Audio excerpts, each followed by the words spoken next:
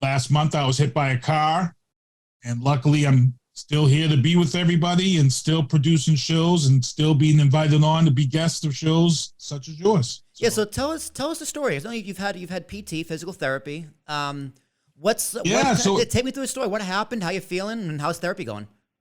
it was kind of a crazy situation. I have my barber, my lifetime barber lives. He does barber shop stuff right down the street from the house. Well, it was a Friday. I said, you know what? I think I'm going to go down to the barber shop and get a nice cut, hot shave. He does the nice open razor shave with the hot towel and stuff. And I said, I'll be there at 7 o'clock. Left my house. It's about 4 blocks from the house. I walked down to his shop. My street that I'm off of is Route 27 here in Boston, Brockton, Massachusetts, the busy street. I stopped and waited at the crosswalk to cross. Traffic stopped, and it's a three-way intersection. So it's the main road, and then there's a street across from me, in front of me, directly across from me, and there was a woman parked at a stop sign. She was waiting. So traffic stopped. The guy in the car waved for me to go. So I'm in the crosswalk crossing the street. The woman made a dangerous error. She thought when traffic stopped on her left that they were stopping to let her go and take the right.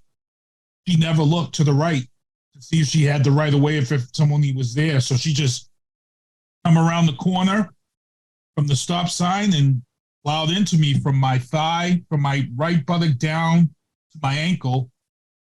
She knocked me up on her hood. And it was weird because when I got hit, I stuck my hand out. My finger is, you can see my finger right here is cut. What happened was I stuck my hand out and my finger went into her grill of her car and it pushed me up onto the car. Oh. And everything was in slow motion. All of a sudden it was slow motion. Like it was like, and I rolled up. I could see her behind the steering wheel like, oh my God. And I rolled up and I knew I was going to hit the ground. Here's where the funny thing is. Before I hit the ground, my mind flashed back to the days of playing youth football and taking martial arts. Because when you're in youth football and martial arts, they're always telling you if you're going to hit the ground or you're going to hit the mat, put your arms out. Put your arms out. So if you're going to hit the ground, put your arms out in practice or in martial arts class. So my elbows were scuffed up. They finally healed up. You can see some of it here. But I knew instinctively to throw my arms out because I knew I was coming off that hood of the car. And I hit the ground. I hit the ground hard, but because I had my arms out, I didn't hit my head. So I had consciousness the whole time. The sad part about the whole situation is while I'm on the ground in the middle of the street after getting hit by this car, everybody's around. Now all of a sudden, everything goes fast speed, and it's in fast motion. Everything's happening fast. And all of a sudden, I feel this guy pulling on my right arm. He's pulling me. And people are saying, let him go, let him go. You got hit by a car. You can't move him. You can't move him. And his answer was he's blocking effing traffic. I'm trying to get home.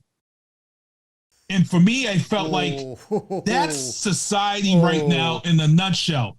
That is a certain generation of people that we are dealing with in society today. People that they don't care and they just entitled to themselves. I got to completely agree with you there. I used to call it, society was just Twitter, right? Society was just hate on Twitter. People aren't as divisive in real life. And, that guy could have been having a bad day. That guy could be an asshole in real life regardless. But who knows?